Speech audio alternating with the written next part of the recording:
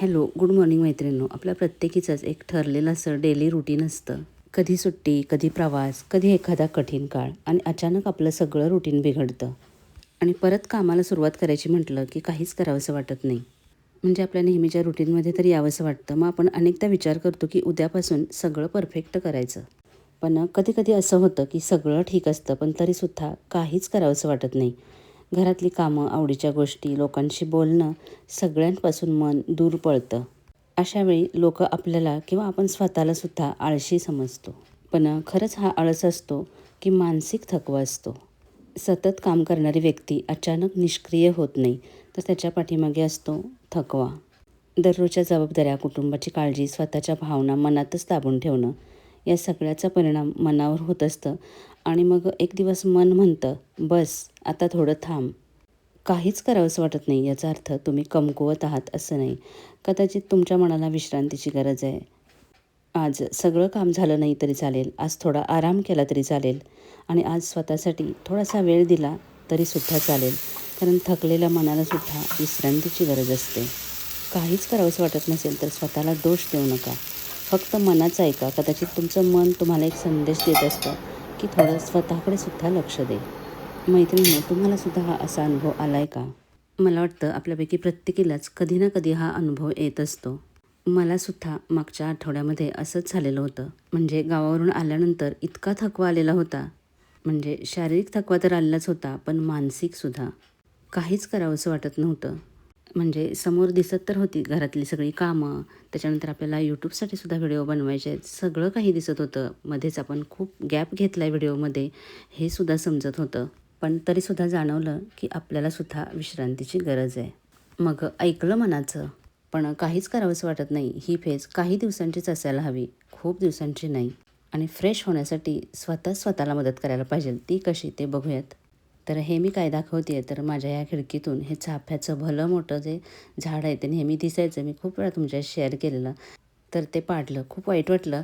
पण पावसाळ्याआधी झाडांची कटिंग ही करायचीच असते. मग पुन्हा ती बहरून येतात. इतकी फुलं यायची ना त्या सोनचाफ्याला. पण आता पुन्हा ते चांगलं ग्रो होईल. तर एवढा उन्हाळा आहे तरीसुद्धा माझी गॅलरी बघा एकदम ग्रीन ग्रीन आहे. म्हणजे अधेमध्ये कितीतरी वेळा मी नव्हती तरीसुद्धा माझी झाडं आहेत ती छान झालेत आणि हे बघून खरंच खूप छान वाटत होतं. पण अक्षरशः इथं जंगल झाल्यासारखंच झालं आहे. मग आज ठरवलं की आज आपण थोडंसं बागेमध्ये काम करायचं. तर मघाशी जे मी तुम्हाला सांगितलं ना, की अशी एक फेज येते की काहीच करावंसं वाटत नाही. पण आपण स्वतःच्या मनाला थोडंसं आनंदी ठेवण्याचा प्रयत्न करायचा. आणि आपण आनंदी कधी राहतो, तर जेव्हा आपल्याला आवडणाऱ्या गोष्टी आपण करतो. आता मला तर ही झाडांची वगैरे खूप आवड आहे. तर ठरवलं की आपण हे थोडंसं इथं काम केलं की आपल्याला बरं वाटेल आणि हे मला माहिती होतं. आणि कसं आहे ना, स्वतःचं मन कशामध्ये तरी रमवणं हे खूप गरजेचं असतं. बिझी राहणं खूप गरजेचं असतं. नाहीतर मग काय होतं, मनामध्ये सतत नको असलेले विचार चालू राहतात आणि त्याचा त्रास होतो. आणि 2-3 दिवस चांगलाच आराम झालेला. कारण की वीकनेसच तेवढा होता. पण असं पडून सुद्धा कंटाळा येतो. अशा वेळेला थोडंसं बाहेर फिरून आलं की फ्रेश वाटतं. मग मी जिथे चालायला जाते ना नेहमी तुमच्याशी शेअर केलेलं, एक तलाव आहे तर तिकडे. पण मी चालायला नाही गेली, फक्त जाऊन बसले आणि शांतपणे त्या निसर्गामध्ये बसून खरंच थोडा वेळ फ्रेश वाटलं. खरं तर वयाच्या या टप्प्यावरती आपल्याला मूड स्विंग्स होत असतात. कधी उगाच फ्रेश वाटतं, तर कधी उदास. आणि आपल्याला समजून घेणारं कोणी नसतं. कारण की याआधी आपण कधी असे वागलेलो नसतो किंवा आपल्या स्वतःलासुद्धा मनाला या गोष्टी पटत नसतात. आणि आपण स्वतःलाच दोष देतो की मी इतकी का थकते, माझ्याकडून काहीच का होत नाही, इतर सगळे करू शकतात मग मी का नाही. पण लक्षात ठेवा, प्रत्येक माणसाची क्षमता आणि परिस्थिती वेगळी असते. आणि कधी थांबणंसुद्धा गरजेचं असतं. स्वतःला थोडा वेळ देणं गरजेचं असतं. मनाला ऐकणं गरजेचं असतं. मग या प्रश्नाचं उत्तर तुमचं मन प्रामाणिकपणे देईल की खरंच थकवा आला आहे, की आळस भरला आहे, की अजून काही हेल्थ प्रॉब्लेम आहे. आयुष्यामध्ये प्रत्येक वेळी धावत राहणं आवश्यक नसतं. कधी थांबून स्वतःची काळजी घेणंसुद्धा तितकंच महत्त्वाचं असतं. आणि या टप्प्यावरती हवी असते ती तुम्हाला समजून घेणारी, तुमचं मन जाणणारी, तुम्हाला मोटिवेट करणारी एखादी जवळची मैत्रीण, सखी.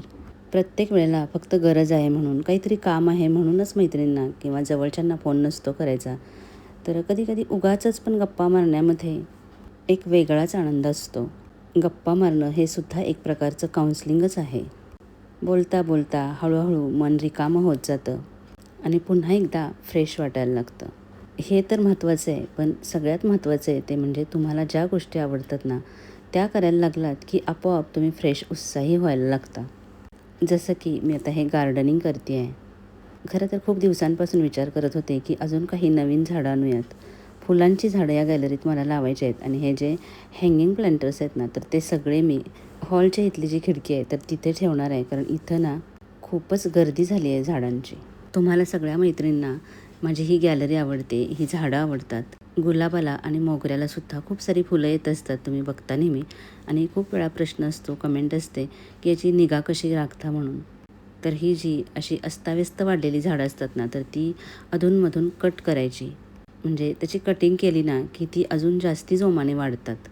आपल्याला काय वाटतं, अशी खूप सारी पानं, फुलं दिसत असली की आपल्याला वाटतं छान दिसतंय म्हणून आपण त्याचं कटिंग करत नाही. पण असं नाही करायचं. वेळच्या वेळी ही कटिंग करायची. जी खराब झालेली पानं वगैरे असतात ती काढून टाकायची. आता एवढ्या उन्हाळ्यातसुद्धा ही सगळी झाडं एवढी हिरवीगार कशी, तर तुम्ही बघितलंत म्हणजे दिसतंय बघा. प्रत्येक कुंडीमध्ये छोटे छोटे मटके असतात ना, तर ते ठेवलेत. आणि नारळाचं जे केसर असतं ना, तर ते त्याच्यामध्ये टाकलं आहे. मग ह्या दोन्ही गोष्टी काय करतात की ओलावा आहे ना, तर तो पकडून ठेवतात. त्यामुळं खूप दिवस तरी मी इथं नव्हते तरीसुद्धा झाडं छान राहिलीत. आणि सगळी झाडं मी इथं एकत्र आणून ठेवलेली, जेणेकरून पाणी घालायलासुद्धा इझी पडेल. आणि मी हे ऑब्झर्वेशन केलं आहे की झाडं जेव्हा आपण अशी एकत्र ठेवतो ना, तर ती खूप छान ग्रो होतात. आता या बाजूला ना मी फक्त फुलझाडं लावणार आहे. आणि इंडोर जे प्लांट्स असतात ना, म्हणजे हे बघा टँगल हार्ट वगैरे किंवा मनी प्लांट, तर ह्याला जास्ती पाण्याची गरज नसते. खूप छान वाढलेत आणि त्याचीसुद्धा कटिंग करून मला दुसऱ्या कुंडीमध्ये लावायचं आहे. पण आज तर ते शक्य नाही, कारण आज हेच काम खूप जास्ती वेळ चालणार आहे.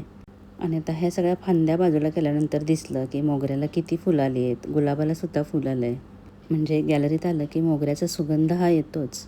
हे काम दिसायला जरी सोपं दिसलं ना, तरी त्याच्यामध्ये बराच वेळ जातो. पण ही आपण लावलेली झाडं अशी छान अशी आलेली बघितलं ना, की आपणसुद्धा म्हणजे आपलं मनसुद्धा एकदम सुखावून जातं.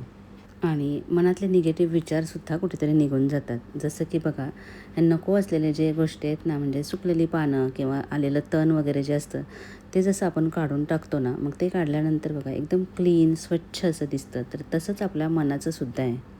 आपल्यासुद्धा मनातले निगेटिव्ह, आपल्याला त्रासदायक असणारे विचार हे आपल्याला स्वतःलाच काढून टाकता आले पाहिजेत. आणि पॉझिटिव्ह गोष्टींच्याकडे फोकस केला पाहिजे. हे बघा, याच्यामध्ये कितीतरी तण वाढले. तर ही आहे एक पांढरी सदाफुली आणि ही एक नेहमीची सदाफुली.